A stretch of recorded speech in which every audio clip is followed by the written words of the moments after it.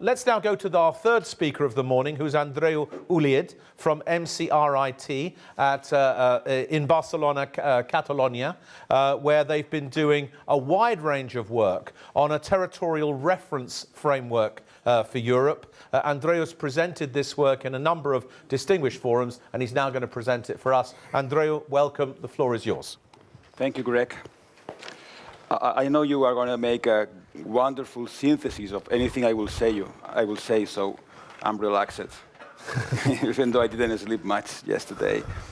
So we will begin working in a project called Towards a Territorial Reference Framework for Europe. I keep changing. Yes. This is the green? Top one. The green one. Yeah. Okay. Our mission statement is like that, facilitating a foresight process towards a territorial agenda post-2020. These are the companies we will work and the key persons on the Strategic Advisory Forum.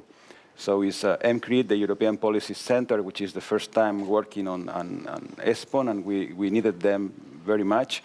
Special Foresight, Politecnico di Milano, and then chairing the Strategic Advisory Forum, Professor Jacek Zlachta, and Marjorie Jouen from the Jacques Delors Institute. This is the, maybe I will remove this so I can see more easily. So this is the working plan we have. So basically is based on the one hand on facilitating a participatory process with a number of events, and on the other hand developing alternative scenarios and policy options to be discussed on these events that most of you will be invited. Let me now in this presentation briefly introduce you a number of thoughts, thinking on the baseline and scenario analysis. And I will say just something about the policies, but I will leave this mostly to Jacek and Alison Hunter that will participate on the panel afterwards. So about the unexpected events we are living, I will focus on three unexpected, let's call unexpected events with major territorial impacts. The number one is the economic crisis from 2008 that I don't know if it's over or we are just used to live in this crisis. And I will focus mostly on the implication on the south and the east of Europe. Then the political crisis, the Brexit, which is the most important one. And then the humanitarian crisis, which maybe is the more troubling one because it's affecting the European core values. All of these crises will have lasting impacts, and they have a lot of territorial implications. I will spend a few minutes on this map, which is one of my favorites from ESPON. This was made by Professor Camagna and Professor Capello from the Politecnico of Milano in the worst moment of the crisis in 2010, 2011. Maybe for them, for our colleagues, was the best moment of the crisis because it was very exciting. You are economists working on the meat of a crisis on a modeling. But for the ordinary people, it was the worst moment in 2010, 2011. So in this map, you see the GDP in average in Europe was growing 1.9, which is not bad because this map, this forecast assumes the austerity policies that were in place. So it was a baseline. So 1.9 means that the more developed European regions keep growing at above 2%. So it's a map showing increasing disparities. In red, you see regions in the south that, according to this forecast, will likely will lose 1-2 decades of growth. In pale blue, you see regions which are growing 1.5%, mostly in Eastern European rural, sparsely populated regions. In the east part of Europe, you see in dark blue, mostly capital cities which are growing above 2%. Anyway, they are not converging with the European average, which is 2%. So it's a map of increasing disparities in the south and in the east. It's a map showing kind of the core periphery paradigm back. So it was not, you know, the message of this map was, I would say, controversial when it was published. Afterwards, we were lucky, let's say, because the austerity policies were relaxed. because some reforms were carried out in the labor market, meaning lower salaries, meaning worse working conditions, but that was good for the microeconomics. And also we are lucky, so the energy prices at world level were down, so the oil price was down. So the crisis was not that hard, but almost, in the sense that unemployment got hard, was very high, above 20% in some regions, above 50% for youngsters. We had less social expenditure because of the austerity policies and less public investment, precisely when it was more needed. This means that informal economy, maybe in the southern regions, now is maybe 25% of the GDP, so you have to take into account that the GDP in this map is maybe 70% of the real one, on the real life of people. And this has social and political conflicts linked, obviously. Maybe I'm going back to Marx again, in the sense that the economy is, maybe is the first thing to look at, not the only one. What are the cohesion policy implications for this? Because after this, we cannot think in the same way on cohesion policies. There are contradictory impacts of cohesion policies. On the one hand, let's say in Poland, they had investments, public investments, because of the co-financing of the cohesion funds during the worst moment of the crisis. This was very positive, especially for the large cities.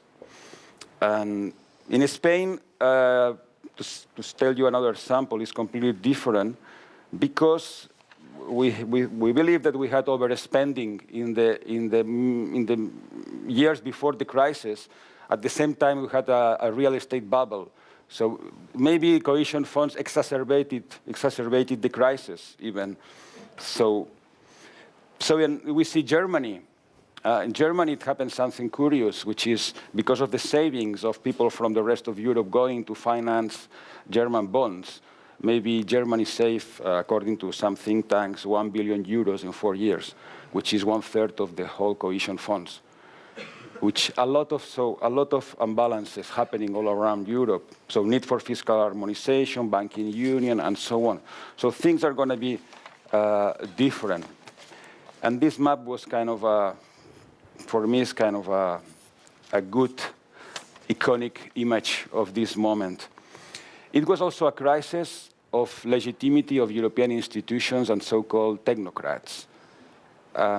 Here is Mr. Blanchard, chief economist of the International Monetary Fund, that said forecasters significantly underestimated the increase of unemployment and the decline of domestic demand associated with fiscal consolidation. So basically, we got our multipliers wrong, so we didn't understand well the impact of the austerity policies and so on. And, it's easy to create this story of we the people against the bureaucrats, technocrats, the cosmopolitan elite. Actually, it's a paradox because,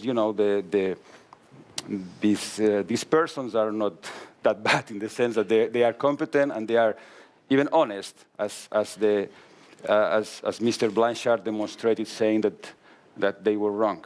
I like to say that our colleagues from Milano got the multipliers right. That's good to know. I mean, for me. The second crisis I want to talk about, which is related to this one, is the political crisis. This map is wonderful, it's very famous. Sure you know that blue are cities in England, the whole Scotland, and municipalities in the border between Northern Ireland and the rest of Ireland and Belfast, which voted Remain. And in red you have municipalities, mostly in England, that voted Leave.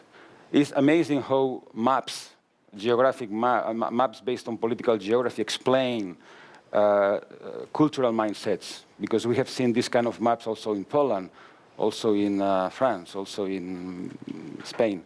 And also, I mean, all questions like cities versus countryside, global, anywhere versus local, somewhere, younger generations between older generations, even utopia against retropia, all these questions, we can make these questions in every different country.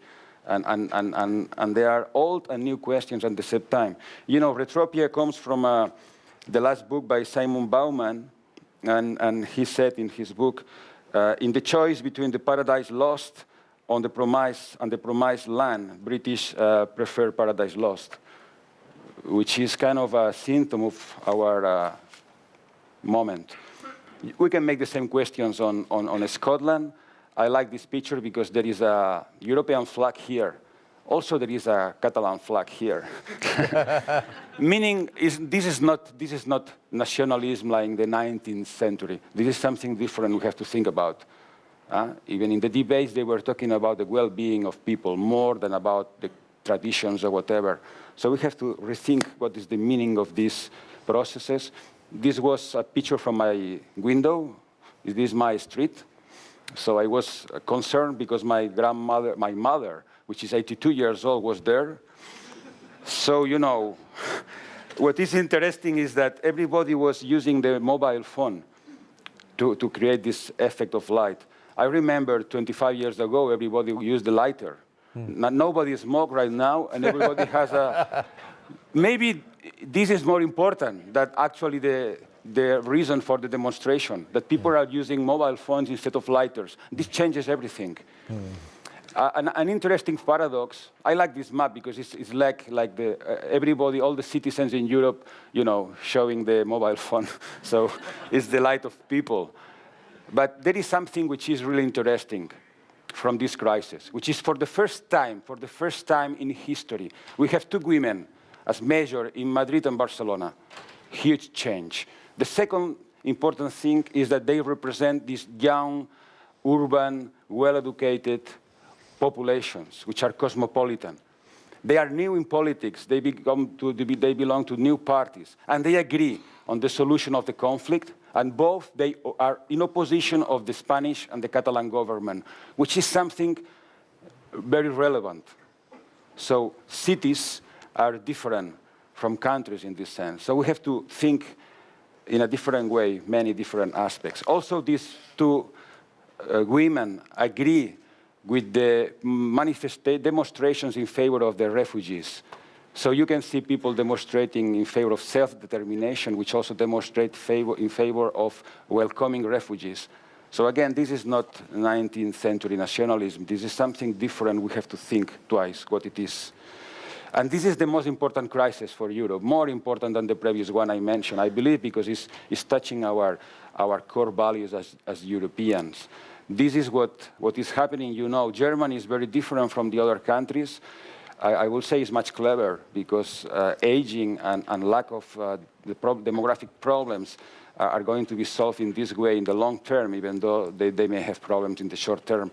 You know, we have officially 3,000 people dying crossing the Mediterranean Sea. Maybe the real figure is 10,000 people dying to cross the Mediterranean Sea. And I think we have to include at least the whole Mediterranean in the ESPON maps. This is something I always tell people. We have to include the whole Mediterranean because we are living, you know, Tripoli is closer, Tripoli and Benghazi are closer to Marseille than Brussels. So we have to think about the geography matters. And this is the most important thing, more important than the previous one. You can forget everything I said and just focus on this one, because it's the crisis of who we are, what is the human being. Because you don't know if this hand belongs to a human being or to a humanoid. And this is changing everything. Maybe this will change. We were talking yesterday, maybe in 2-3 decades, we don't know. But the way we talk on, let's say, on smart cities. So some people say before we were living on the farms, now in cities, in the future we will live in internet. So you imagine smart cities like millions of small eyes, sensors everywhere, surveying us, watching what we are doing, sending data and information on us to a server which is taking optimal decisions. So I have a friend that used to say that only robots will be happy in the smart city of the future, only robots. If you are not a robot, you will have problems because you will make mistakes all the time.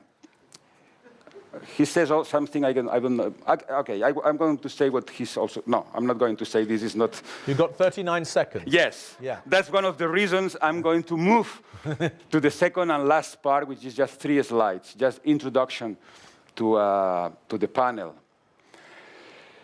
So, everything I said is useful, and many things that we're talking on these 10 events in relation of the future of Europe is going to be useful to create the basis for the new territorial agenda. And what kind of animal should be this territorial agenda post-2020? To be useful, to deal with these problems, challenges, opportunities, and many others. This is the first question we have. This is related to the vision. So in the previous territorial agenda, there were a number of aims. The first one is promote polycentricity and balanced territorial development. We have to think what this means for the next decade. The goal is probably the same because it's the European way. We understand cities this way. We don't like megalopolis of 20 million people. We like networked cities. We have to think what this means on the next decade. And maybe we have to introduce new ideas like co-development with the neighboring countries. Maybe we have to explicitly recognize that I think Russia is 100 kilometers from here. So Russia exists. And also Libya exists.